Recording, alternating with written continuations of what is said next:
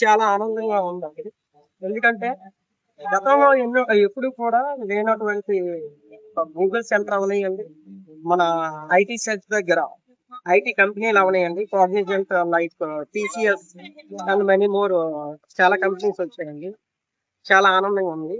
ముఖ్యంగా మన ఆంధ్రప్రదేశ్ చూసుకుంటే ఆంధ్రప్రదేశ్ లోనే ఉత్తరాంధ్ర వెనకబడి ఉంది.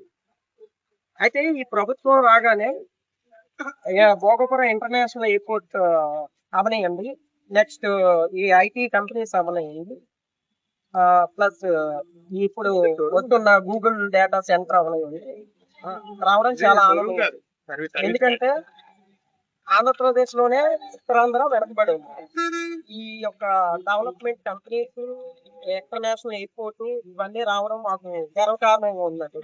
ఎందుకంటే కూటమి ప్రభుత్వం అయినటువంటి శ్రీ ప్రధాని మోదీ గారు, నరేంద్ర మోడీ గారు, అలాగే ముఖ్యమంత్రి వర్యుడు చంద్రబాబు నాయుడు గారు, అలాగే ఉప ముఖ్యమంత్రి వర్యుడు కొనిదెల పవన్ కళ్యాణ్ గారు, వీళ్ళందరి కృషి మనకి ఫలించిందని చెప్పుకోవచ్చండి ఆంధ్రప్రదేశ్ రాష్ట్రంలో. ఎందుకంటే గూగుల్ సిఇఓ అయినటువంటి సుందర్ పిచ్చయ్య గారిని ఎన్నో రాష్ట్రాలు, 29 రాష్ట్రాలు, అలాగే 8 కేంద్ర పాలిత ప్రాంతాలు ఉన్నాయి.